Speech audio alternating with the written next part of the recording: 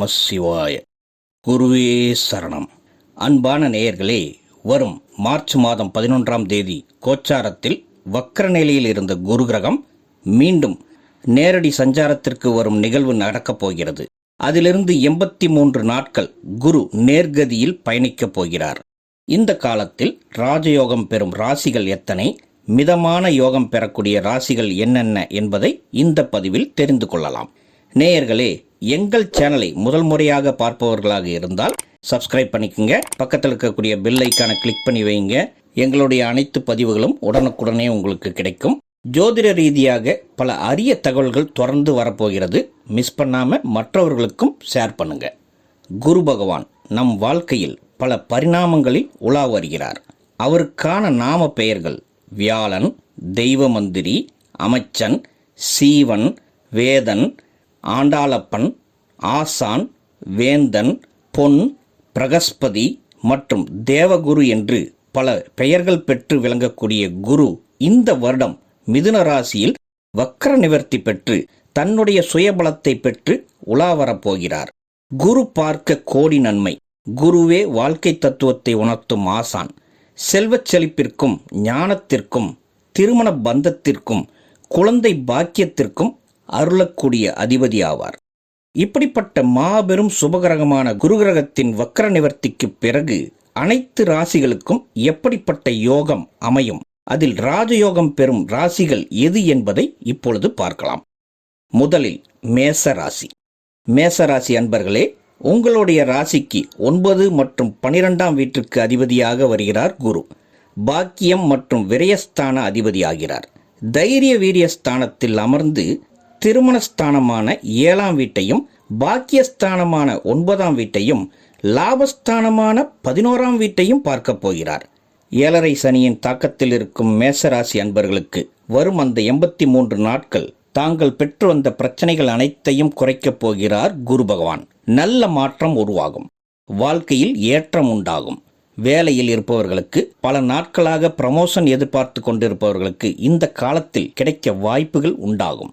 புது வேலை தேடுபவர்களுக்கு அல்லது வேறு ஊரில் மாற்றம் எதிர்பார்ப்பவர்களுக்கு குரு வக்ர நிவர்த்திக்கு பிறகு எளிதில் அது நிறைவேறும். தொழில் புரிபவர்களுக்கு லாபம் பன்மடங்காகும். திருமணத்திற்கு வரன் தேடுபவர்களுக்கு அருமையான வரன் அமையும்.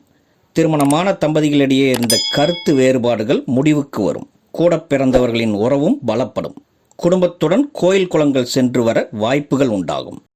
ரிஷபராசி அன்பர்களுக்கு என்னதான் குரு ரிஷபத்திற்கு பெரிய நன்மை செய்வதில்லை என்றாலும் ராசிக்கு 8ஆம் வீட்டிற்கும் லாபஸ்தானமான 11ஆம் வீட்டிற்கும் அதிபதியாகி வரவு ஸ்தானத்தில் அமர்ந்து 6, 8 மற்றும் 10ஆம் வீட்டை பார்க்கப் போகிறார். தேவையற்ற பிரச்சனைகள், வழக்கு விஷயங்களில் இருந்து வெளிவந்து விடுவீர்கள். நீண்ட நாட்களாக இருந்து வரும் நாள்பட்ட நோயின் தாக்கமும் குறையும். வேலையில் சற்று முன்னேற்றம் ஏற்படும். மேலதிகாரிகளின் ஆதரவும் உங்களுக்கு கிடைக்கும். பெண்களாக இருந்தால் சுயதொழில் ஆரம்பிக்கக்கூடிய பாக்கியம் உண்டாகும்.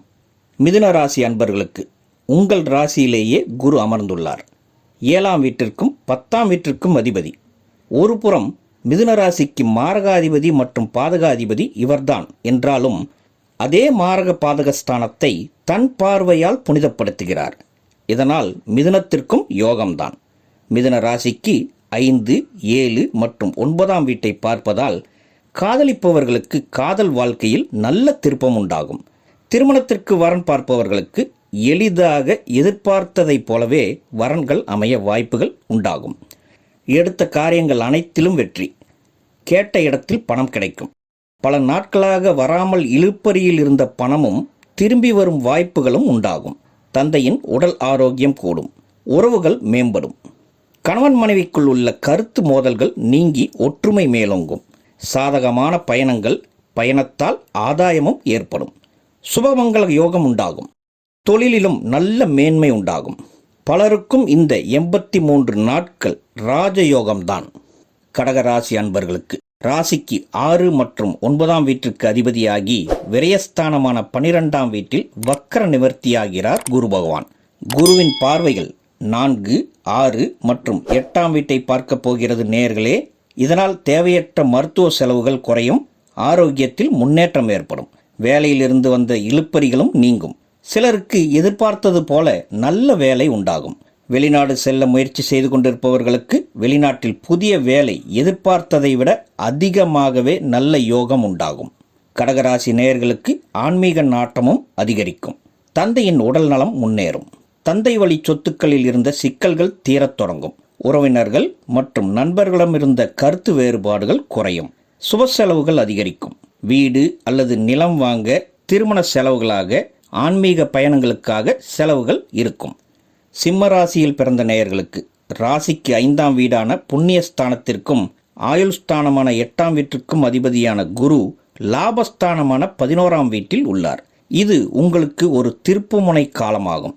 கடந்த சில நாட்களாக அஷ்டம சனியால் சந்தித்து வந்த வருமான தடைகள் இனி சரியாகி தங்கு தடையின்றி வரும். வரவேண்டிய பழைய பாக்கிகளும் வசூலாகும்.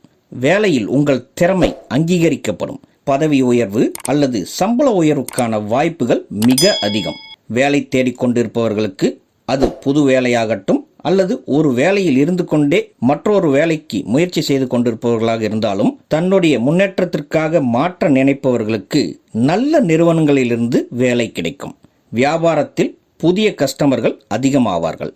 குடும்பத்தில் மூத்த சகோதரர்களிடமிருந்து வந்த கருத்து வேறுபாடுகள் மறைந்து அவர்களின் ஆதரவு கிடைக்கும். லாபஸ்தானத்தில் இருந்து 3, 5, 7ஆம் இடங்களை பார்ப்பதால் நீண்ட நாட்களாக தடைபட்டு கொண்டிருந்த திருமண பேச்சு நல்லபடியாக முடிந்து நல்ல வரன் அமையும். குழந்தை பாக்கியம் போன்ற சுப செய்திகள் காதுகளை இனிமையாக்கும். பணப்புழக்கம் நன்றாக இருக்கும். ஆரோக்கியத்திலும் முன்னேற்றம் இருக்கும்.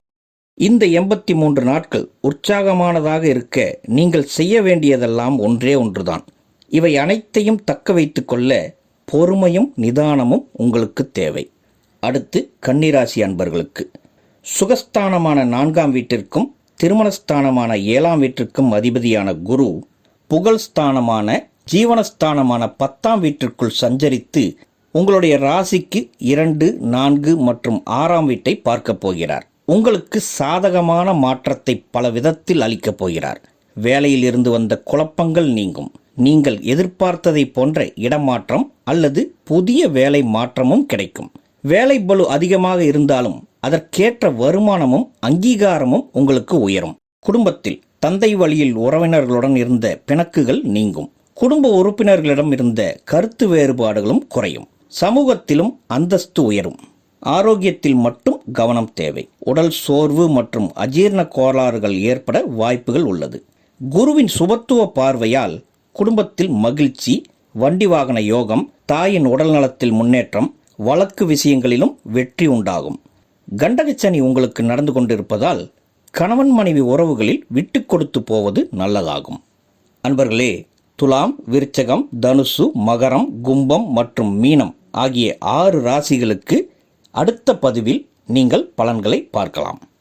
நேயர்களே, இது போன்ற சூட்சமமான ஜோதிட பதிவுகள் தொடர்ந்து வழங்க உள்ளோம். அனைத்தையும் பார்த்து பயன்பெறுங்கள். எங்கள் சேனலை புதுசாக பார்ப்பவர்களாக இருந்தால் சப்ஸ்கிரைப் பண்ணிக்கோங்க. பக்கத்தில் உள்ள பெல் பட்டனையும் ப்ரெஸ் பண்ணி வைங்க. உங்களுக்கு தெரிந்த நண்பர்களுக்கும் ஷேர் பண்ணுங்கள். உங்கள் மேலான கருத்துக்களை கமெண்ட்ஸில் பதிவிடுங்க. உங்கள் தனிப்பட்ட ஜாதகம் பார்க்க இதில் காணக்கூடிய வாட்ஸ்அப் எண்ணிற்கு மெசேஜ் பண்ணுங்கள். நன்றி. வாழ்க வளமுடன். ஓம் நம சிவாய.